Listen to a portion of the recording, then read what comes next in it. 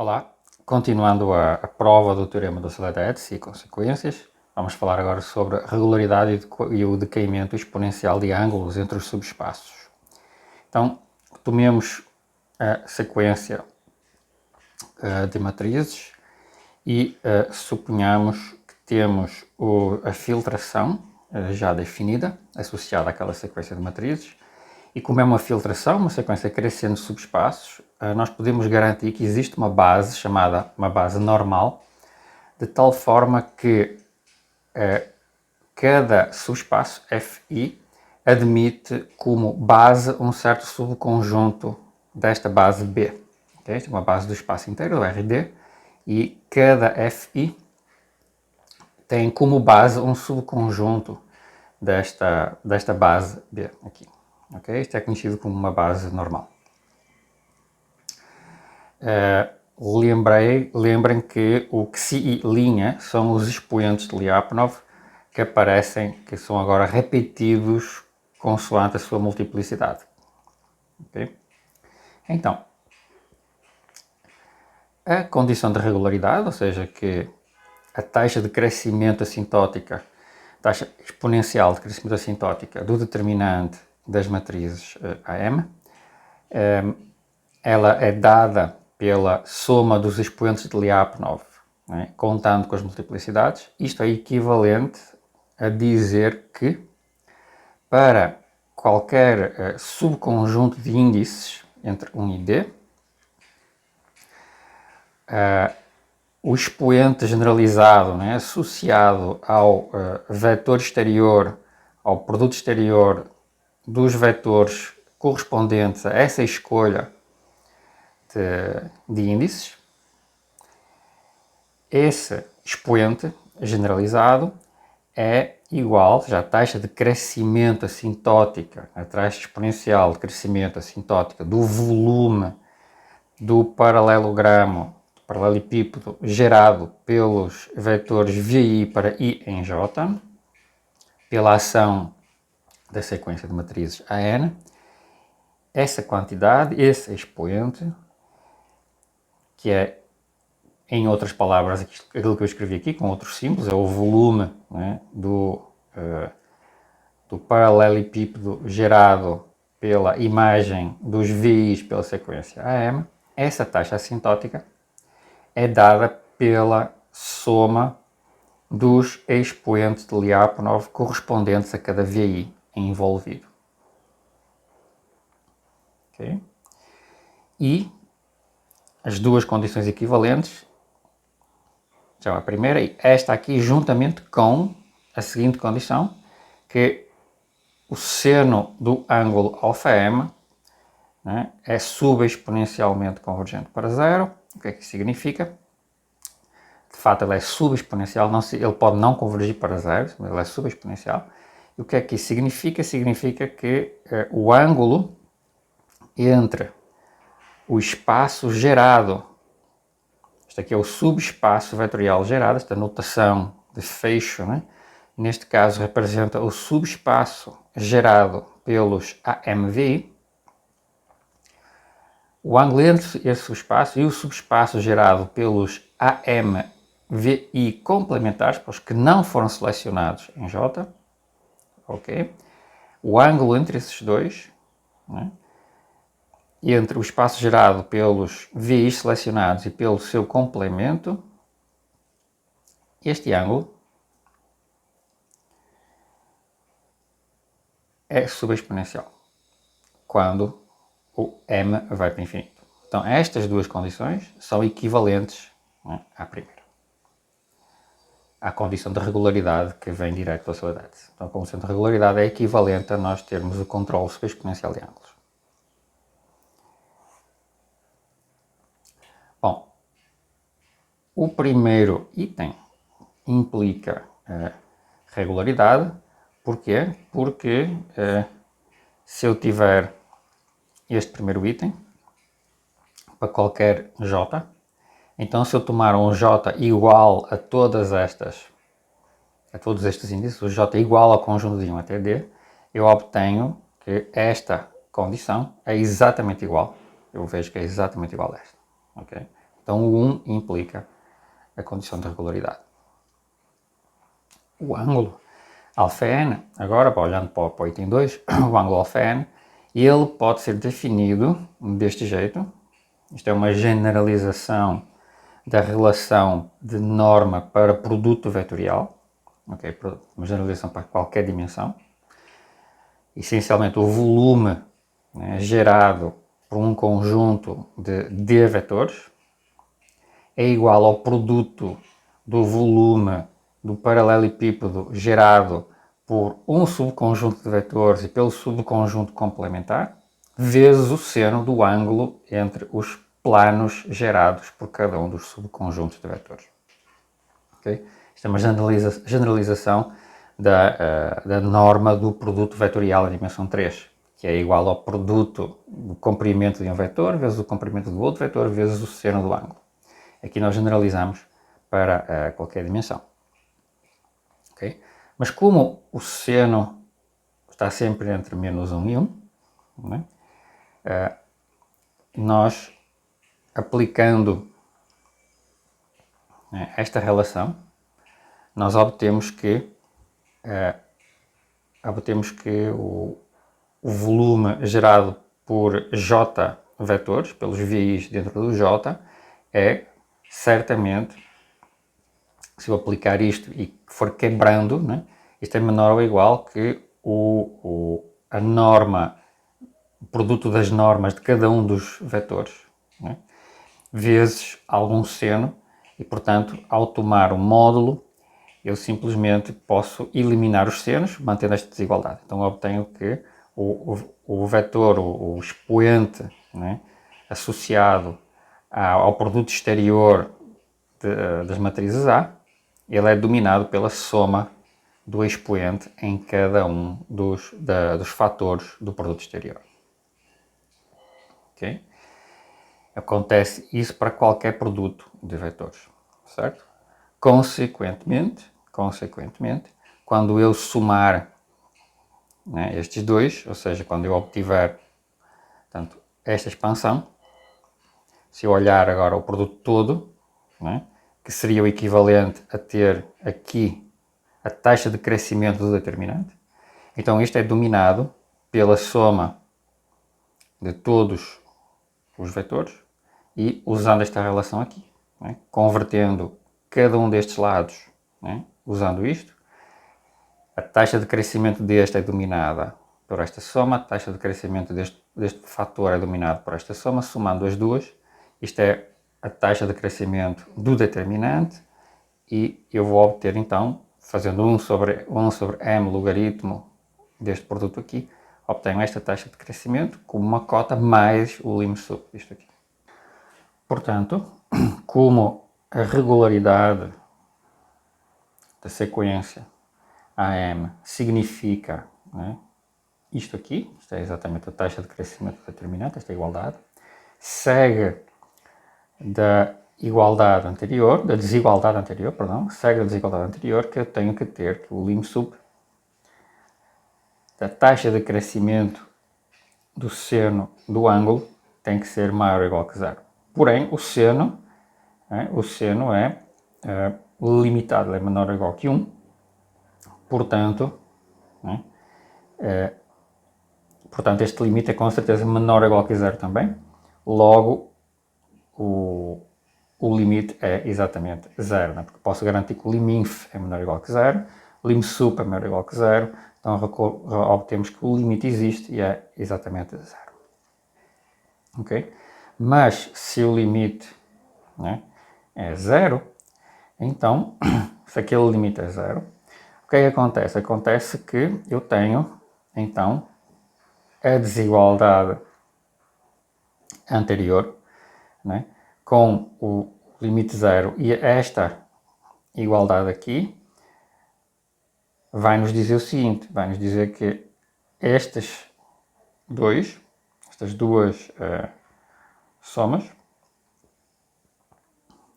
são, por um lado, né, iguais a isto aqui por uma questão de regularidade, né, mas por outro lado nós temos estas duas desigualdades. Temos esta desigualdade aqui por causa que isto é zero, né? E por causa da desigualdade anterior. Certo? Por causa desta desigualdade. Então, nós concluímos o seguinte, que se o limite é zero, né, então, por causa desta desigualdade, né, nós concluímos que estes dois fatores têm que ser iguais, okay? Já que, por um lado, nós sabemos que a desigualdade inversa é sempre verdadeira, okay? Então, nós garantimos que valem estas duas identidades. Okay? E isso significa que qualquer que seja a escolha do subconjunto J, valem as condições de regularidade habituais e vale o seno de αm, tem uma taxa de crescimento zero, exponencial, taxa de crescimento exponencial zero. Ok? Então, isto completa a prova. Nós temos as taxas de crescimento dadas, as taxas de crescimento de produtos exteriores de vetores dadas pela soma das taxas de crescimento de cada fator do produto exterior. Okay? E além disso, o ângulo entre as direções dos subespaços, os LEDs, é uma função subexponencial. Em seguida falaremos da regularidade versus a convergência uniforme de expoentes. Então, o que é que significa a convergência uniforme de expoentes? Significa o seguinte: tomemos, por exemplo, o F1, que é o subespaço correspondente ao menor expoente. Okay? Então, para esse espaço, a uniformidade significa o seguinte: imaginemos que que o limite vale um certo número para todos os vetores não nulos em F1+. Este é o menor expoente dele. Okay? Vale QTP, temos este limite. Okay? Então, este limite coincide com estes dois limites aqui em baixo. Qual é a diferença aqui? É que eu aqui tomei a taxa de crescimento da direção de V e aqui eu tomo a taxa de crescimento da conorma de ANX e aqui eu tomo a taxa de crescimento da norma da ANX, ambas restritas ao subespaço F1. Se F1 tem dimensão 1, é claro que isto é tudo igual. Okay? Mas se F1 tiver uma dimensão maior do que 1, eu aqui estou tomando a menor taxa de crescimento em cada iterado na direção da F1. Aqui eu estou tomando a maior taxa de crescimento em cada iterado na direção da F1. Ou seja, isto aqui é a norma do ANX restrito a F1.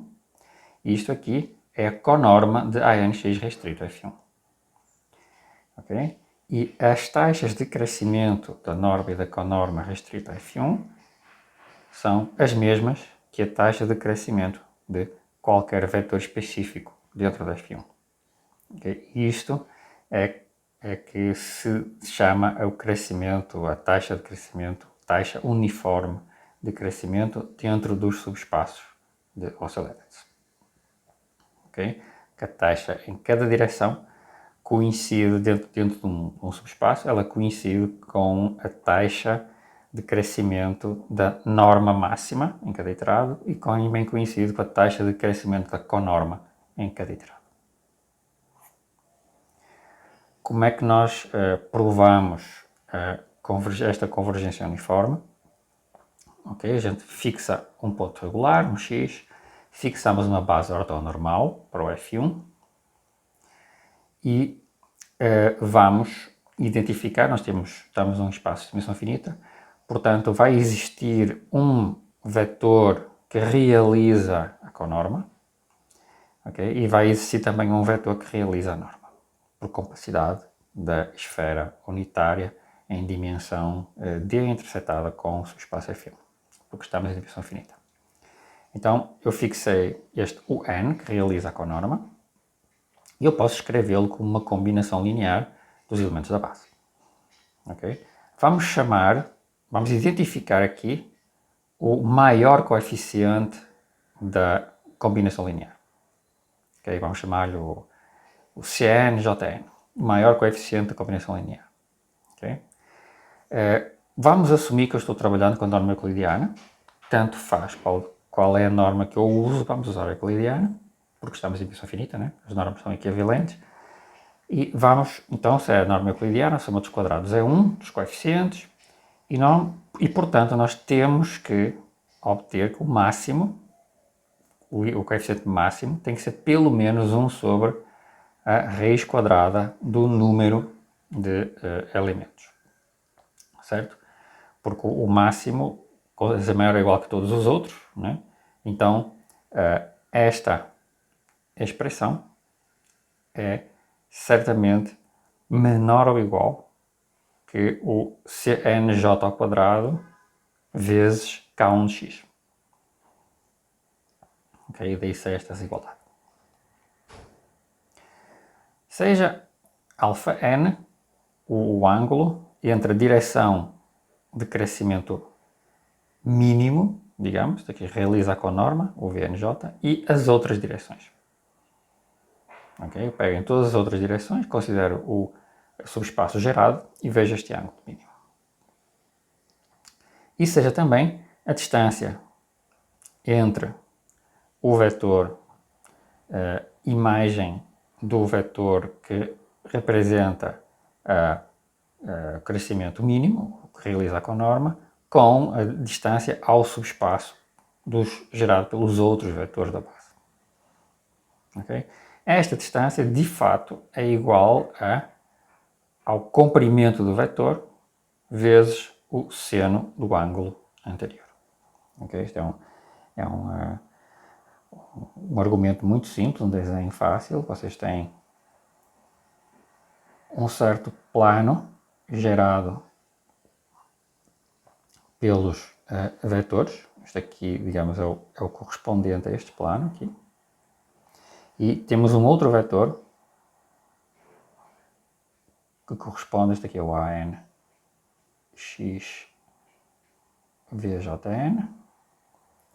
E nós queremos considerar esta distância, mas acontece que, naturalmente, se este aqui é o αn, né, então a distância, este conjunto D, esta distância D, certamente é igual ao comprimento do vetor, é o comprimento deste vetor vezes o seno do ângulo. Okay? Então, usando esta geometria, temos esta relação e podemos agora usar isto no que segue. Podemos então observar que a norma do nosso vetor, o n, que realiza a taxa de crescimento mínimo naquele iterado, pode ser escrito deste jeito. Eu coloquei em evidência o coeficiente maior da combinação linear e escrevi como combinação linear deste jeito, e acontece que esta expressão aqui, né, é pelo menos a distância ao plano. Por quê? Porque isto é exatamente o meu vetor. Isto aqui é uma combinação linear de vetores daquele plano. Okay? Então isto é pelo menos a distância de n. Então isto fica pelo menos igual à norma do coeficiente maior da combinação linear vezes aquela distância. Né? E agora eu traduzo. O dn é, portanto, o comprimento do VJN vezes o seno do αn, certo? E eu já sei que este CNJN é pelo menos 1 sobre a raiz quadrada de K1 de x. Então tenho esta desigualdade provada. Ok? Agora observamos que o Jn, esta cota, este coeficiente, que é o maior coeficiente da combinação linear de UN no tempo n, okay? O vetor que realiza a conorma, este Jn pode ter no máximo um número finito de valores. Logo, o lim_inf da sequência de conormas, da taxa de crescimento das conormas, vai ser pelo menos maior ou igual que o lim_inf da taxa de crescimento de todos os vetores da base na direção j, né? E eu posso tomar o mínimo entre eles. Porque seja qual for, né?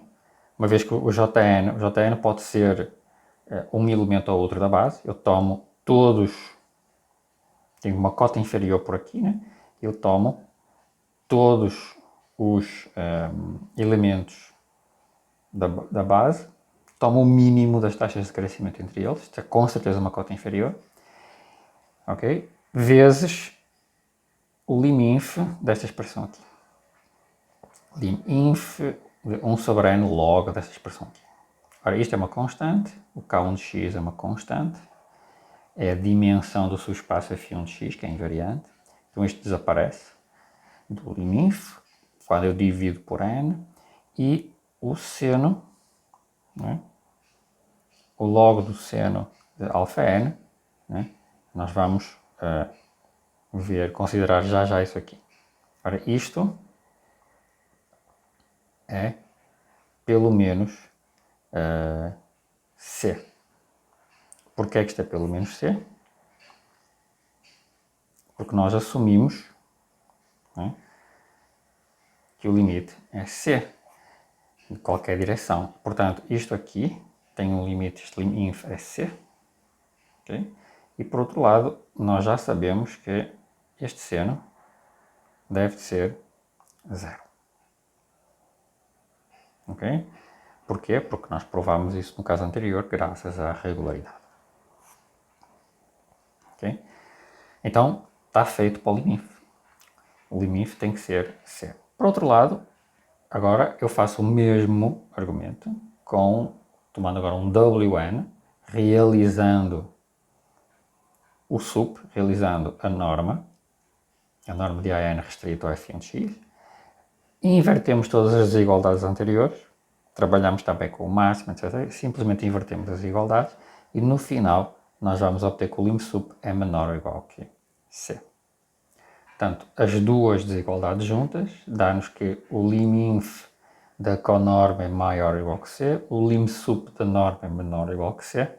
Concluímos que quer o lim_inf, quer o lim_sup são exatamente iguais a C, né? Uma vez que eu provei que C é menor ou igual que o lim_inf